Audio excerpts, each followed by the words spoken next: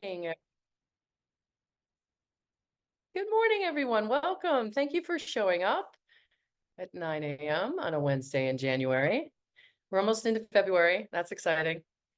Hi. My name is Gwen Walker. I am a musical theater voice professor at the great Penn State University, and I'm also the vice president of Diversity, Equity, Inclusion for Musical Theater Educators Alliance. And today, we have four wonderful humans here with us to continue a conversation that was started in Atlanta at our January conference about problem shows. So you do not have to have seen the presentation or watch the video. We're going to cover new ground today. And so you can join us where we are, but also the video will be available for MTEA members to watch as well from the conference. And I highly recommend that. So I'm going to turn it over to people to introduce themselves. How about we start with Storm? Awesome. Hi, good morning. My name is Storm Thomas, he, him pronouns. I am I'm in the musical theater industry in a number of ways, as a performer as well as a teacher. I teach right now singing, songwriting for undergraduates and graduates at Sarah Lawrence. I'm excited to be joining this conversation today. So I'm just excited to see where the conversation is headed. Thank you. We pass it over to Rose. Hi, everyone. My name is Rose, she, her. I'm the administrative operations manager at MTEA. And I'm also in the musical theater industry as a performer and an educator and a music director. So I was in Atlanta, if you were at the conference a few weeks ago, and you'll often probably see emails from me all the time. Amanda, you go next. We love a popcorn. Good morning, everyone. I'm Amanda Wansa Morgan, she, her. I'm joining you from Atlanta, land of Cherokee, Muskogee Creek people. I'm in Kennesaw, which is just north of Atlanta, of Marietta. I work at Kennesaw State University as the artistic director of the Department of Theater and Performance Studies, as well as the coordinator of musical theater and an associate professor. That's all the official titles. Professionally around Atlanta, I work as a director, music director, composer, arranger, and in general music services and voice coaching, all that kind of stuff. And I'm really happy to be here. I was also on the panel in Atlanta, and I've been in service to MTEA for a little over a decade. And so I'm really glad that you're joining us. Those of you in person, I see some friends already here, but also for those of you that watch this later, thanks for including me. Well, that leaves me. Hello, everyone. I'm Jade Lambert-Smith. I'm the executive producer of Lambert-Smith Media. I also serve as an adjunct professor at Spelman and Morehouse College in Atlanta. And I serve also as an associate producer at True Colors Theater.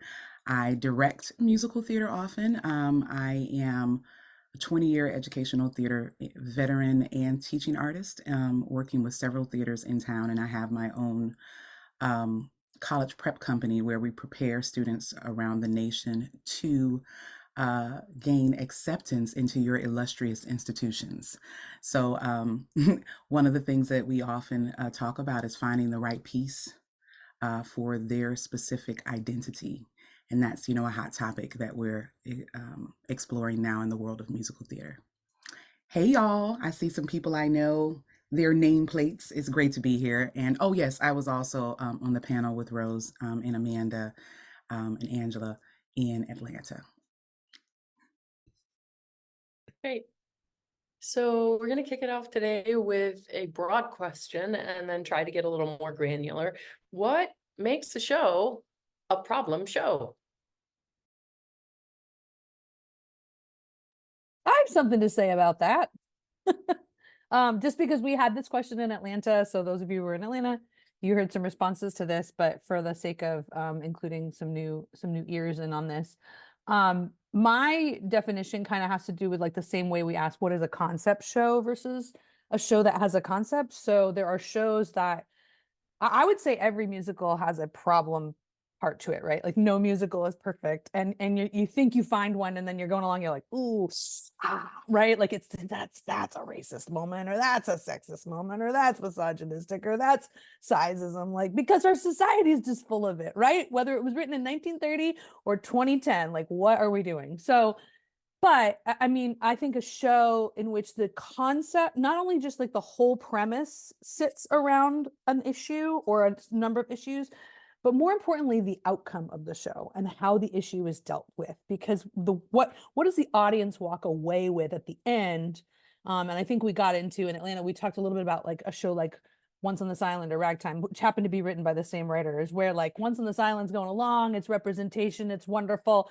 And then she turns into a tree and you're like, what? Like that's the end of the play? Come on, right? Like, so I think that it has to do with like the percentage of material that kind of like leaves us, what is the moral, and is the moral of the story problematic as well? And then you could also argue to say that do X amount of elements, this percentage of elements add up to so much messaging to the audience that makes that behavior okay, that validates, excuse me, 9 a.m. That kind of behavior is where it's kind of what we talked about.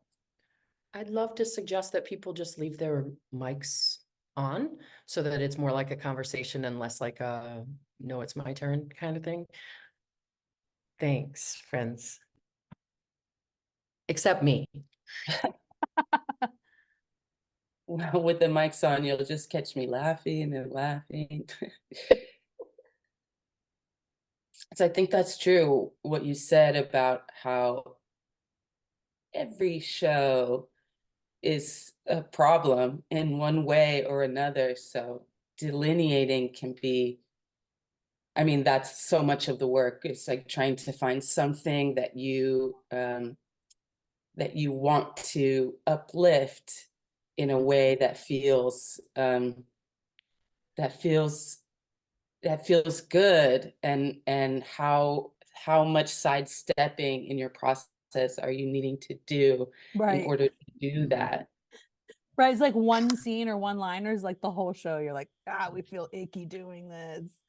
Angela, Dr. Schiller in the panel in Atlanta, since she's not here, she mentioned this.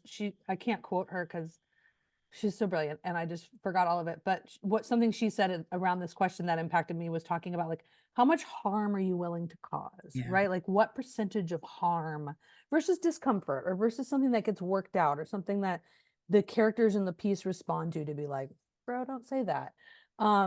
Like how much harm are you willing to cause within your particular community? And so you have to judge, is this a problem show for my community? Mm-hmm. She said, and I quote, how much harm are we willing for our students to hold and carry? And do they then practice silent quitting because they can't carry it and the people who are educating them are unaware? Yeah.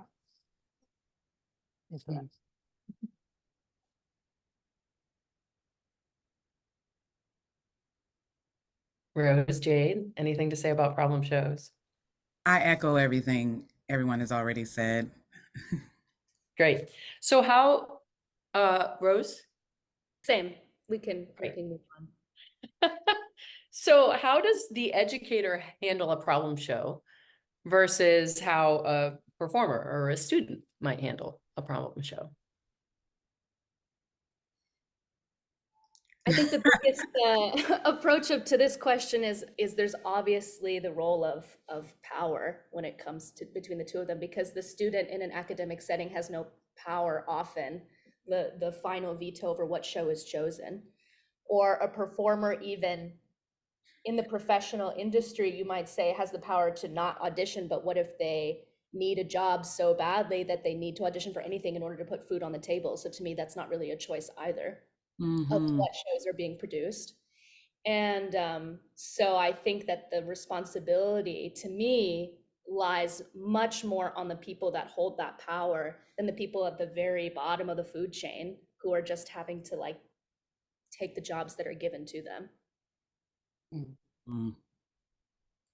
I agree. I guess I see this, I don't know, in this kind of macro way, the educator first has to address their own bias. We all have them, whether we know them or not. So we have to be aware of our own biases. And I don't know if that's a word, but I enjoy saying it. So I'm going to add the E's at the end. So, and then in the process of doing that, I disagree. In the programs where I have worked, we have the students in on the season selection process. And when that season selection process with the students tend to lead towards a problematic work, that's an opportunity for us to teach, right? So this thing, you know, I said in the last session, melody can't trump meaning, right? And so when there's a work that people really love because it's a bop, you know, or it just feels really good. I come from a place where people are all about the bass line, right? Or what feels good, or what's the earworm, right?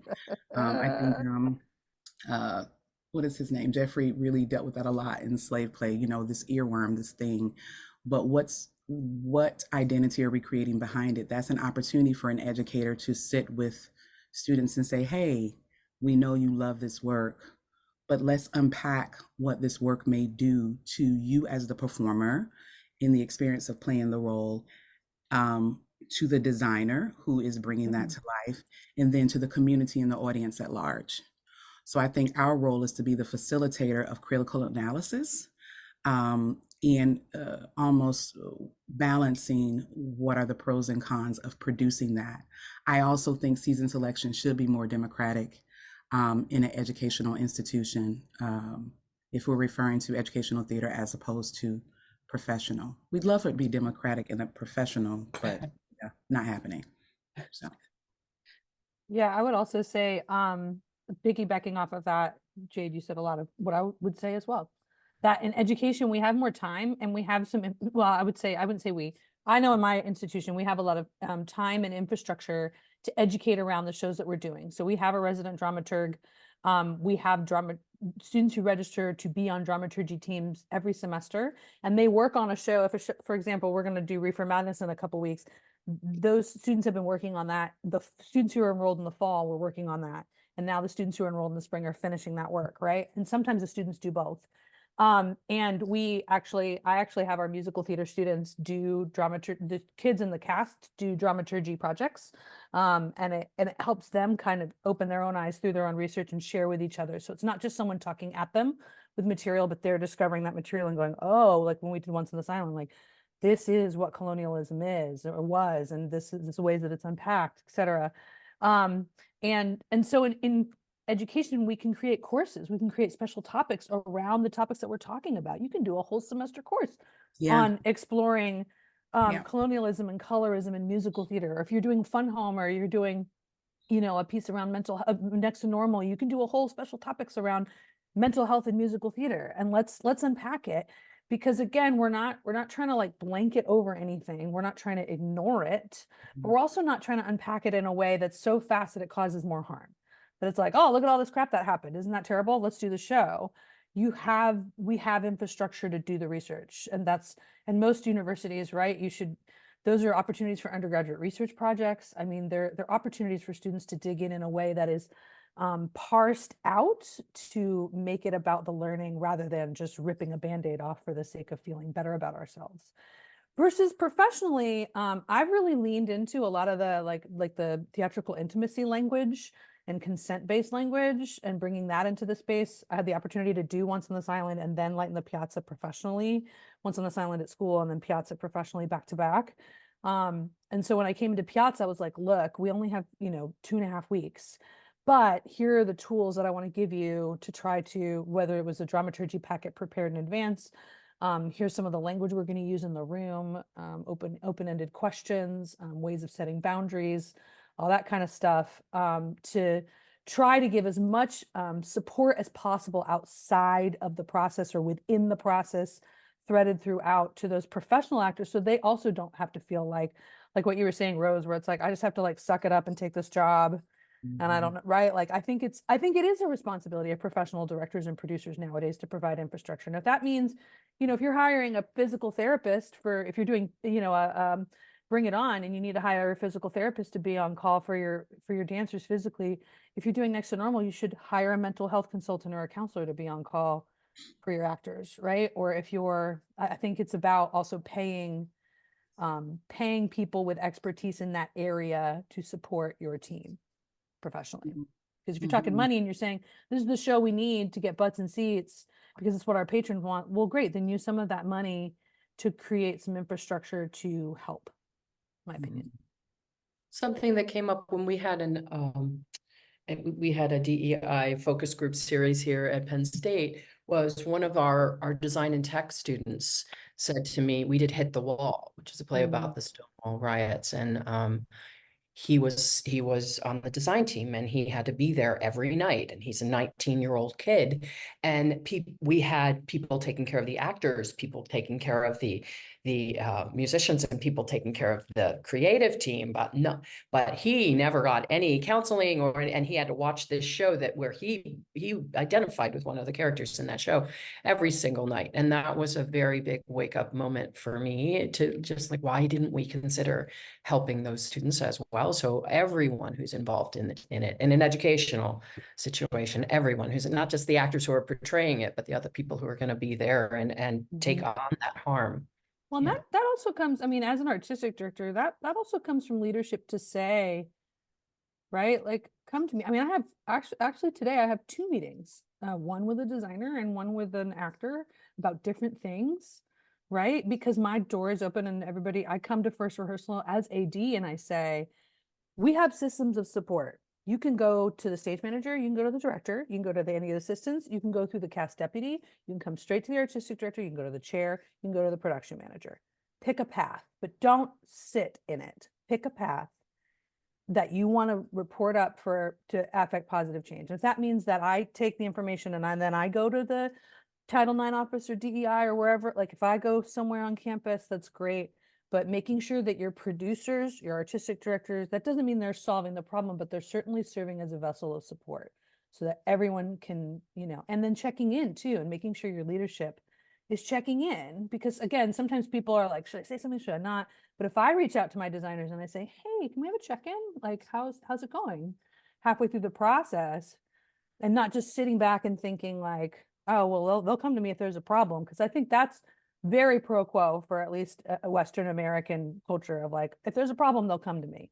And that's not necessarily true. Sometimes people just need space. So sometimes it's asking your leadership to be a little more hands-on, not micromanaging, but just checking in. Is there anything you would like to share with me that's going on in your process?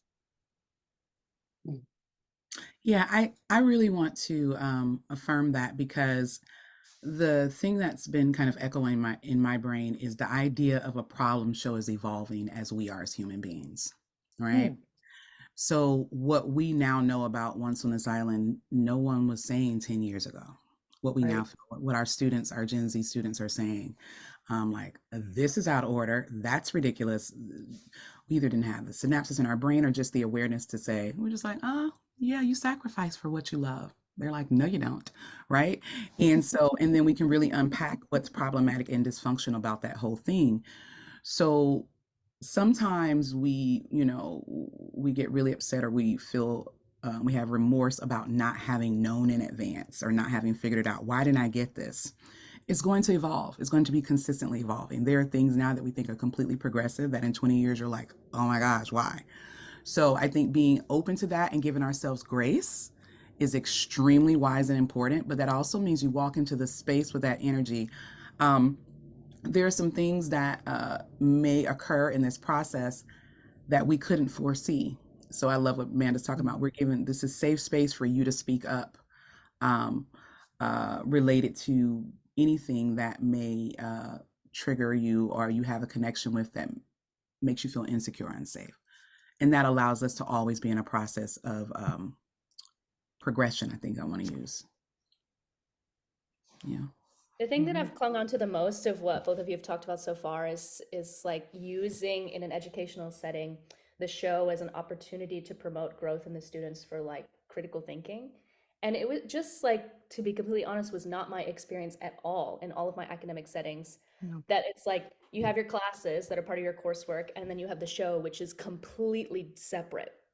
Even if the show is being directed by somebody who's your professor, there's no dramaturgy, there's no like table work discussions about what's like the content of the show. You just like show up to rehearsal and you learn the steps and you go on stage. And so, you know, I am excited by this idea, and I wish that I had received some professors like both of you, people who would be able to like incorporate those thoughts and ideas into the actual curriculum and coursework of the degree that you're getting. I'm actually planning on writing an article for the journal next year about dramaturgy for musical theater Yeah. and how to involve your cast. My resident dramaturg and I have been talking about it for a while, and what that process can look like. It could look like a class. It could just look like projects that you assign before you start rehearsal.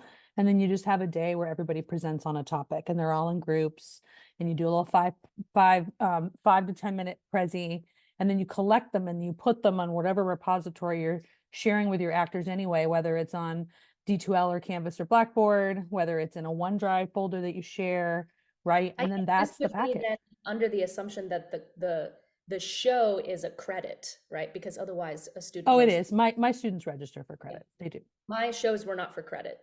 Mine weren't either. This is what my department developed even in the past 10 years for workload. Hello, educators, right? For workload. Yeah. For Yeah. sure. Storm, you got something to say? Always. I would also agree with Rose that my experiences are much similar to hers. Although I have participated as an educator in dramaturgical liaisons, I found it to be most often kind of a one-shot moment or a toss out of a packet or something. And I would say as an educator or as educators that I love what you two are both, all three of you, speaking about, this idea of having such infrastructure underneath the show that does sound like what educators should be doing. The question, how does an educator versus professional production deal with a problem show? And I would say what comes up for me is that the educational context already has its own biases, right? It's like the population of students are a population that have had access to that institution in one way or another. And so I noticed that a lot of that dealing with a problem show in my experiences also like, okay, well, how are we going to represent this diverse show that we want to do in this particular population? How are we going to be dealing with some of the topics that this show, that we're wanting to dramaturgically bring to the show, when it's maybe new information complete that doesn't fit in the dramaturgy packet, right? That takes a completely different level of engagement with the material. And so I would say it does sound to have classes that do give credit, that are bringing time and space for this type of detailed engagement is how it should be. That does sound like the amount of time and space that you really actually are going to need to be working with a show. Something like Carousel or something like this. So we really need time. And that is something that an educational setting provides way more than a professional setting. But hopefully there are ways as educators that we can carve out more and more time to be dealing with with the problems. Each one has its own problems. And how we dive into it it can cause harm itself, right? Doing a little bit of dramaturgy, that itself can be a new mechanism for harm. if that makes sense. Yeah, like, are you saying Yeah. because you're digging into the topic, it's actually unearthing more, so that if you don't have infrastructure on that, then it's right. And we know this with technique too, Yeah. right? Like if you just give a little, you're like, here's how you belt. Great, good job, you made the noise, bye. And then someone ends up like creating vocal harm. It's like that emotionally or mentally. Yeah, that's exactly what I mean. If we have an idea that we're going to deal with the problems of this show, but we really only do a little bit because that is the time and space that we have, it can be causing its own harm. Yeah. Well, Mhm. I just want to say this, I think this is getting to the bottom of why we're talking about this in this space, because I think a lot of educators are afraid to do that, so they don't do anything. And then the Definitely. question, right? Like I would be sitting here watching this, I would say, when I direct, I'm 19. So like 5 or 6 years ago being like, well, so do I just not do it? And it's like, well, I don't know. You have to make a call as an educator of what resources you have available to you, what you know, what homework you have to do to come into that space to do your best, right? Because I've just seen a lot of educators, and I can say I've done it myself. I've just been like, oh, I'm not qualified, I can't do that. And then I just do this, and then we just don't do that. We don't do it at all. And we don't make progress.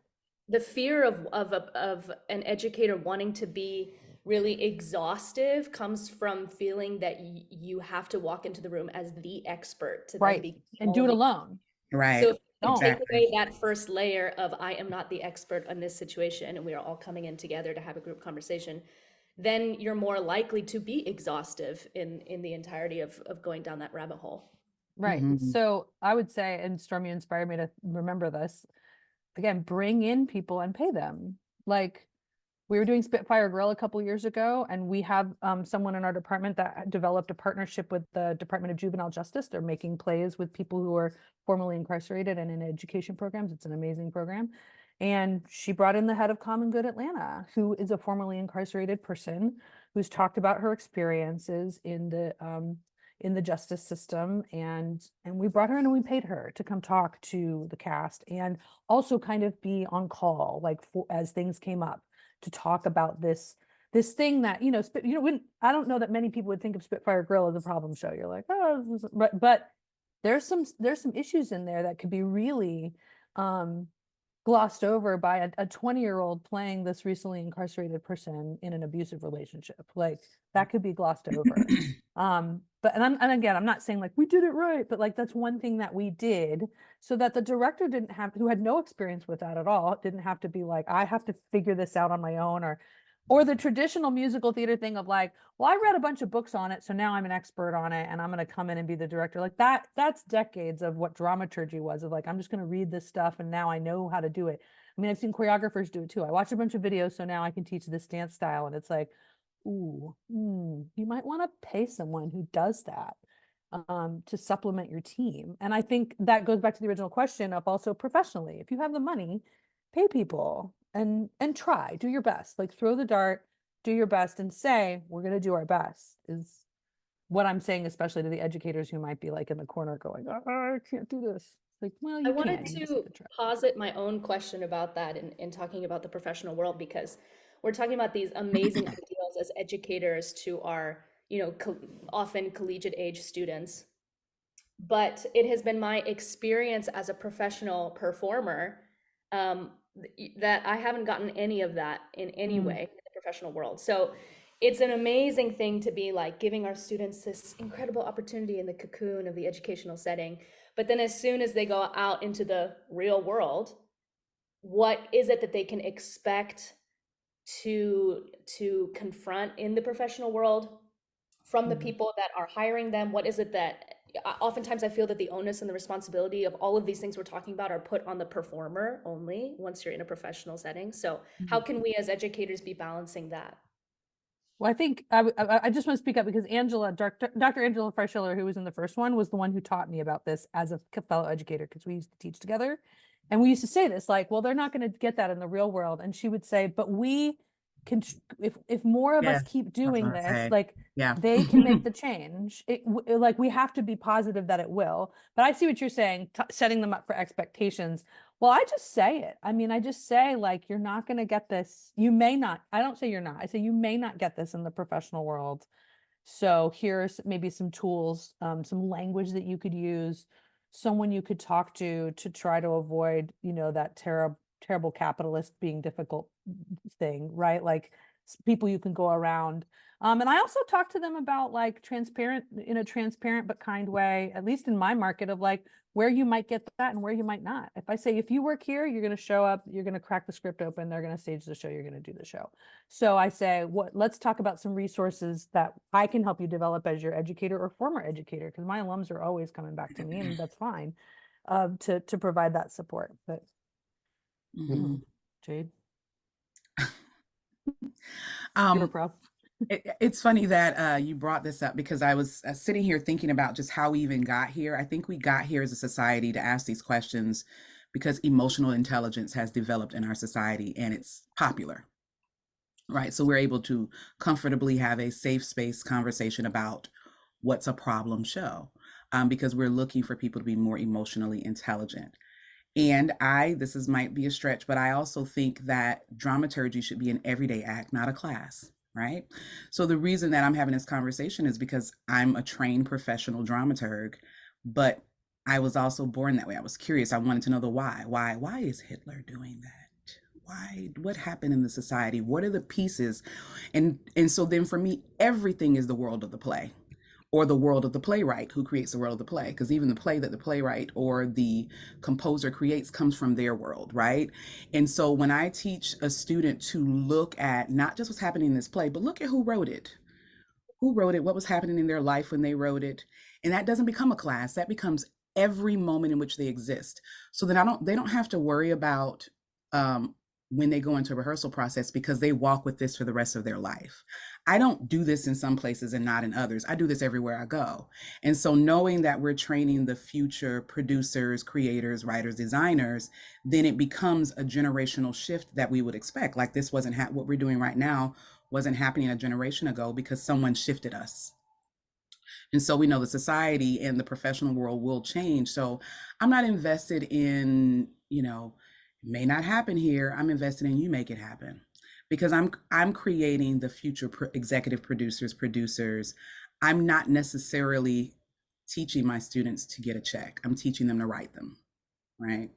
And that's a thing that's the problem. The problem is that we're teaching people to get paid instead of to pay, and to not create and to do their own. And that's a whole nother conversation later. But the dramaturgy thing, I learned if you relegate it to a class, it becomes an assignment you have to do. But if you make it a way of life, and to make that even bigger, we just model it. So no matter what I'm teaching, if I'm in, if it's intro to musical theater, if it's advanced drama, if it is dramatic theory and criticism, which is the thing that brings me the most joy, I am, or directing, I'm wearing my dramaturgy hat all of the time, but I don't announce it as that. I just do it. So then they start to do it, and then later they find out, oh, I have the skills of dramaturgy. But it's also like we expect our actors in our shows to self-direct, because if they don't have that, then they're just puppets, and we're like, oh my God, they're not making choices. So they're taught as actors to have a bit of directing under their belt and to make choices and where to move, and at least organically, we hope. I hope most of us want actors who make choices. So in that same way, when we model dramaturgy in our collaboration and dialogue in the classroom, then they'll naturally become more dramaturgical and critical in their experience, and not just of the works that they perform in, but also the ones they create in society at large, because dramaturgy is a way of life. I just sounded like there needs to be a brand there, something. I've got to figure this one out. As you can see, I kind of love dramaturgy. So, yeah. You said something, Jade, in the last one that I would love to just throw in the pot right now that really stuck with me, and I'm gonna write it down somewhere where I can look at it every day. But storytelling tells people how to behave, especially young people. Do you want them to play a role or watch something that tells them subconsciously that if they behave that way, then they get what they want? Yeah. That's the root of performativity, performance studies, right? Schechner and Turner, that idea that especially, or Judith Butler, whoever you follow, this idea that what we're consuming in society, whether it be entertainment or through authority figures, and seeing the one, if we want to make it, look at it as, you know, dramatic progression, someone has an obstacle. They perform a tactic to get what they want. In the story, that performance determines, the playwright determines whether they get what they want or they don't. If they do something egregious or just ridiculously awful and they keep getting what they want, how does the student delineate whether that's real life or fiction if they keep seeing people who are doing things that we consider not morally amazing and they keep getting what they want? Why would they walk away and not do that? Because those people on stage are much more interesting than us, their parents or their neighbor who does nothing. So our entertainment teaches them that, oh, if I behave this way, I'm going to get what I want. So Music Man, boo. Yeah. But see, Boo. that's, none of my students are going to see Music Man, but they are going to watch some other things that I won't mention because I'm just not going to put it out here, right? That is, I'm putting out Music Man, boo. yes, that is musically Bad dude. entertaining. That is musically entertaining. And I'll even just put myself, you know, on the chopping block. I talked about this before. You know, I'm currently producing and directing Fela, and this man had in his family several wives, right? Which is culturally acceptable in the Yoruba culture at the time. It's culturally acceptable. So I can discuss that, but right now in our culture, that is not. And many of these people were underage, which also is a concept that shifts from society to society.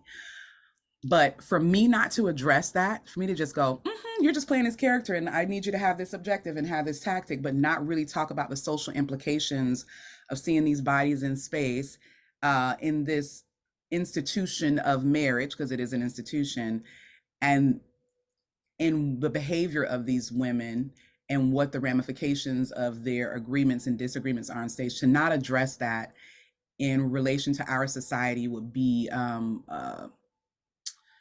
harmful. I like this word harm we're using. It would be harmful on my part as a director and producer to not address that with my current American contemporary cast, you know? We often say, well, that's not our society, so that makes it okay. We still have to look at how it reflects back on us when we do that work. Yeah.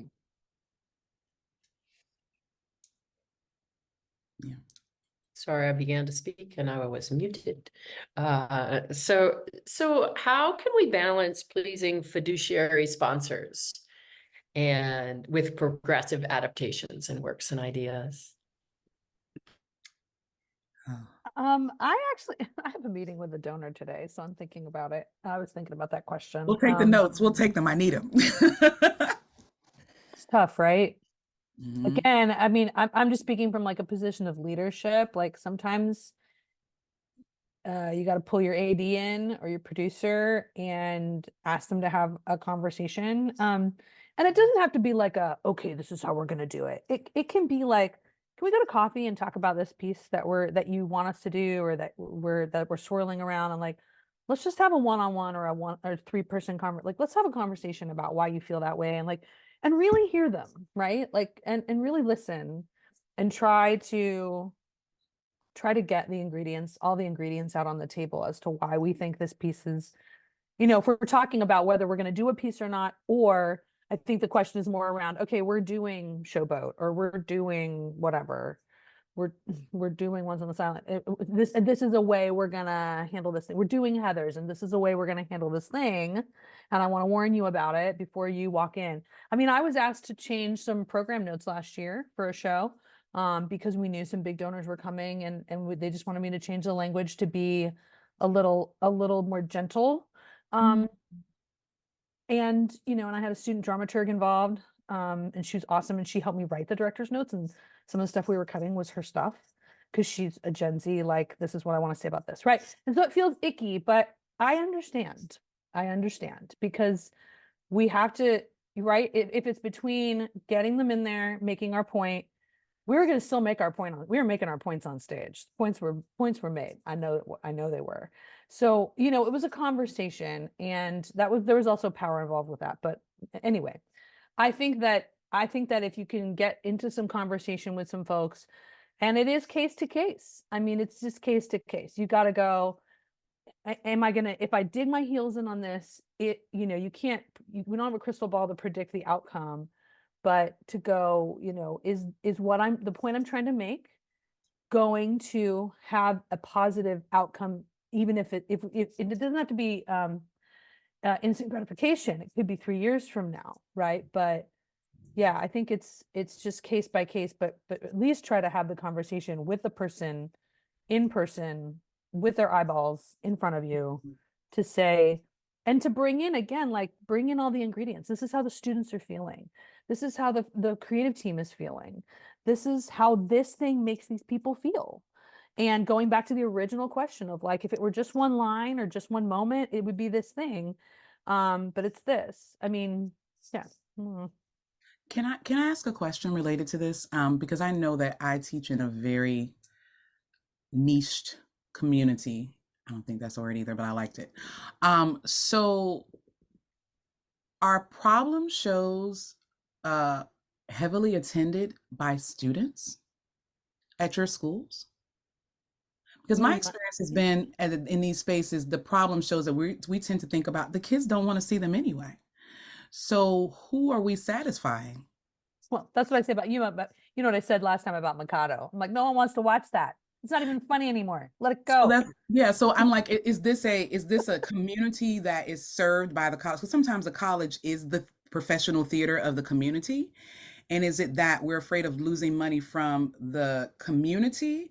Because as I'm saying, is this an educational question or a professional question? Because on the educational level, my experience has been that, at least at my alma mater, where we had professors who wanted to do the same shows over and over and over again, the students were never there.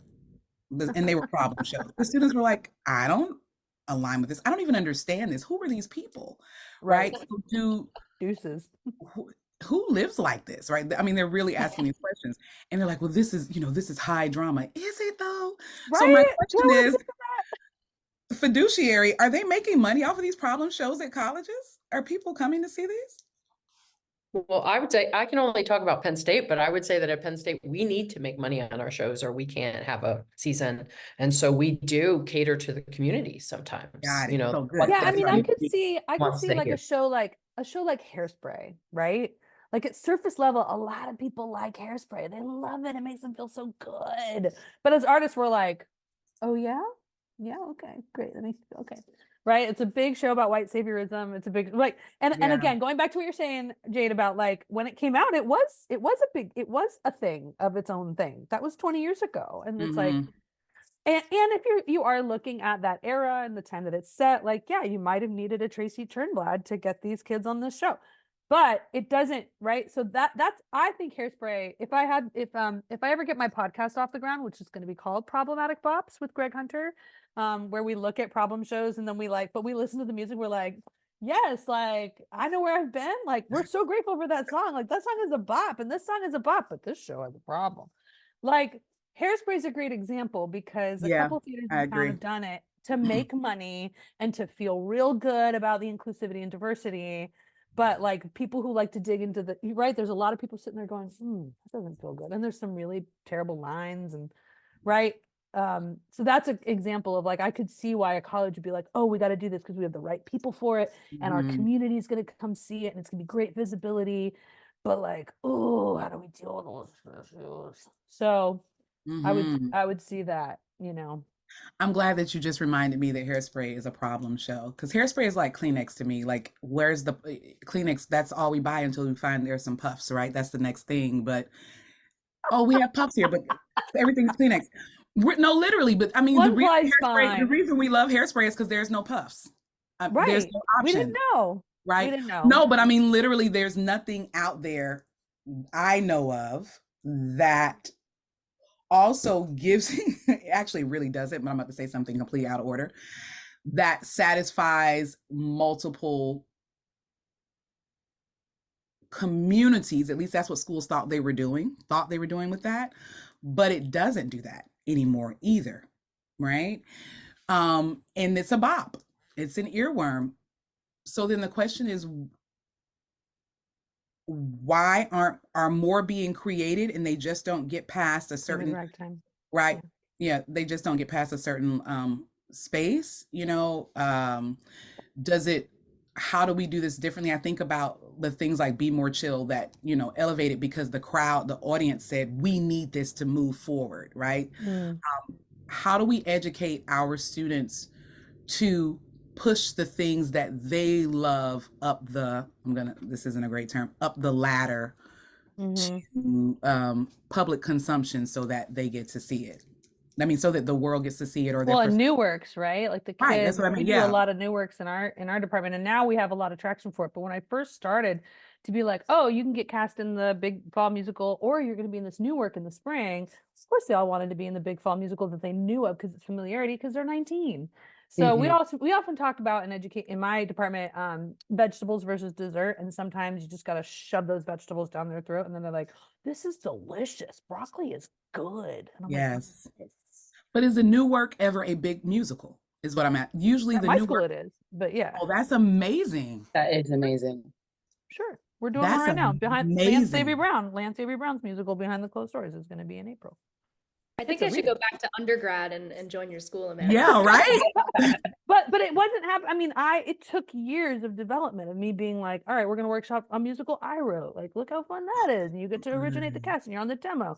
It takes years to plant those seeds and then continue that momentum, which is exhausting for me. I'm not going to lie. Yeah, it is when you're the only one. But then that's the leadership part, right?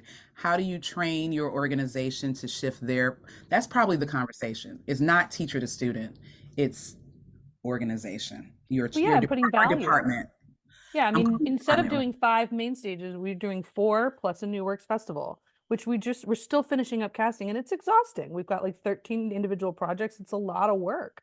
But it is for the exercise of training the students to understand what that process is, that it is as fulfilling. It's just different than you going through a traditional process so that they understand. And I know a lot of educators who are either here or going to watch this are like, oh, we have a New Works program on our program. And that's great. It's necessary. If you were to ask me, what is the solution to this whole problem that we're talking about today? It's new work, and it's supporting that and giving vessel and acclimating the students on how to do it and be okay with it. Well, that's interesting, because then what do you do when you have a new musical and it's also a problem show? Yeah, dig in. I mean, you have somebody who's coming in who's a bigger name, who's coming in to workshop a new musical, and they're bringing with them harm, right? Oh yeah, we've seen that too. It's hard to get away from this idea, and I think it's because, like you said, when you are writing, you are reflecting your own world and you're reflecting your own biases. So it doesn't matter really if it's written today or written in 1930, that there is going to be the potential for there to be underlying structural issues in how the characters do get or not get what they want, how they act. And then as well, I mean, we're talking about this fiduciary question. We're really talking about is donors and audiences, people who are witnessing and people who are enacting or causing or pushing for a particular show. Okay, well, there is a wider world of the problem show in its context in your university, your institution. So my experience with New Works festivals has been similarly like incredible, so good, and also that it has brought in with it a completely different structure of harm, right? When you're workshopping a professional idea on young people, okay, that it's interesting. This idea of trying to get away from the problem show, it's somewhat impossible. Or what do you do with it? I think this is interesting. Oh yeah, I mean, shoot, we see tryouts at the Alliance all the time that are not perfect.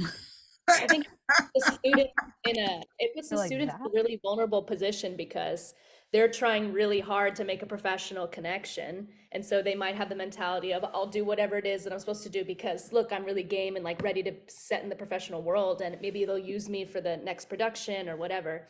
And also as like a composer or writer coming in, they are coming in with the intention of using the students as free labor to workshop their ideas, like Storm was saying. So I've been on both sides of that as a performer, you know, working with a writer, but then also I was the music director with a writing team that went in to work at a school where a lot of harm was made, but it was never really addressed because the writers were not part of the institution, so they didn't have the same like trainings or have to follow the same rules. Or Well, they were isn't just that where, and that, isn't that where your faculty or your leadership have to get off their butts and go to rehearsal? You know what I mean? Like I would, again, I spend a lot never of were. time as AD, like going to rehearsals and just sitting in the back because I need to keep an eye on something, or I want to keep an eye on something.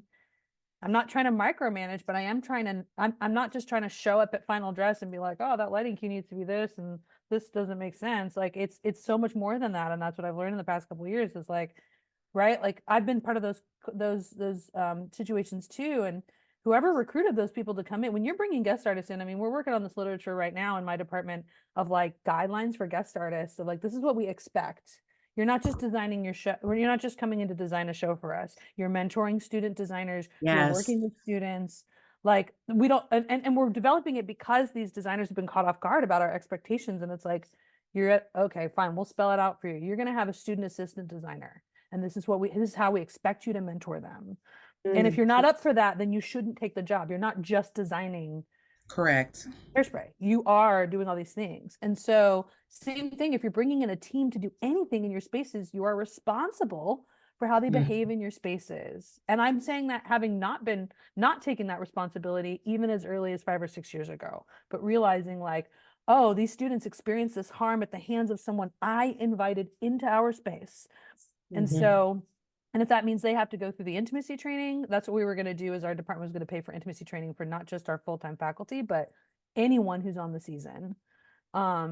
And if they can't do it, then they need to kind of prove to us like, well, what are you doing? Because we're working really hard to unify our language. And then you bring someone in that's just using all this bullshit from whenever. And it's like, do not talk to my students that way.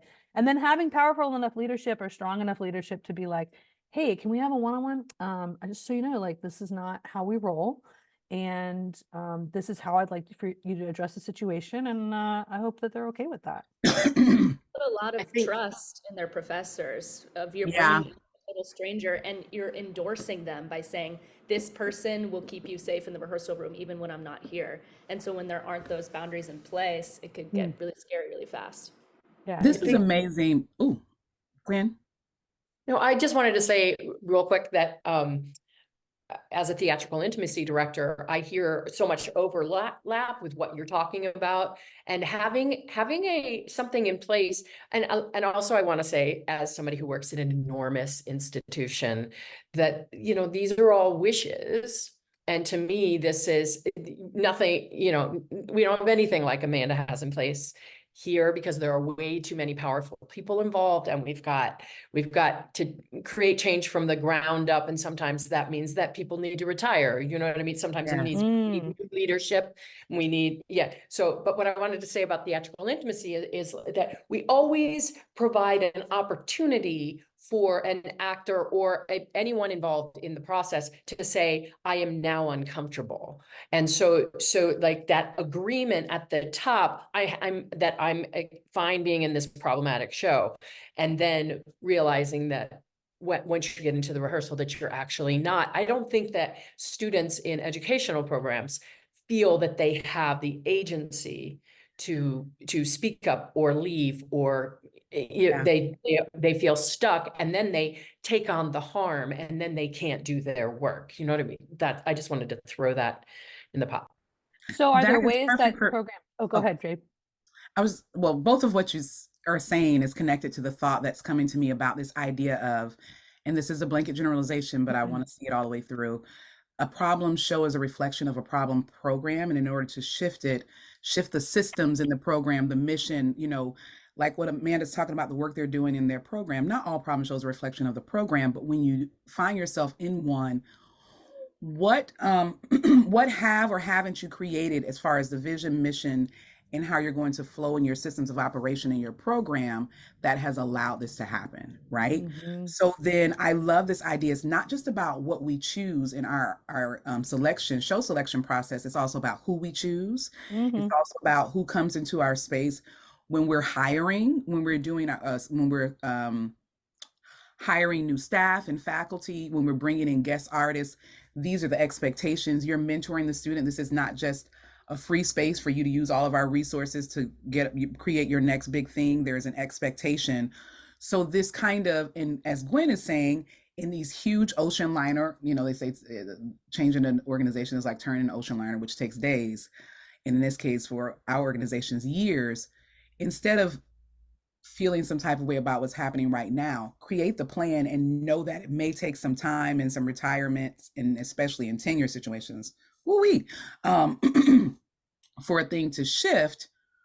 But having it in place means that at least moving forward, when you're thinking about season selection, when you're bringing guest artists in, there are certain operating procedures or even just emotional intelligence factors or behaviors that we expect them to have that we didn't even remotely discuss even 5 years ago. Oh, right. I would say prior to COVID, no one was having those conversations of what kind of emotional intelligence or social emotional gravitas do we want the people who are working with our students to have, because our students are going to latch onto them and say, okay, we're modeling what they think professional behavior is. So what do we want modeled to them?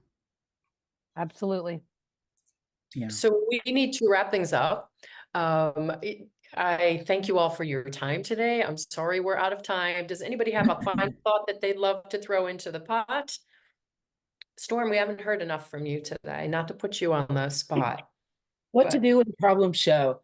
I think it's the context that you place the show in.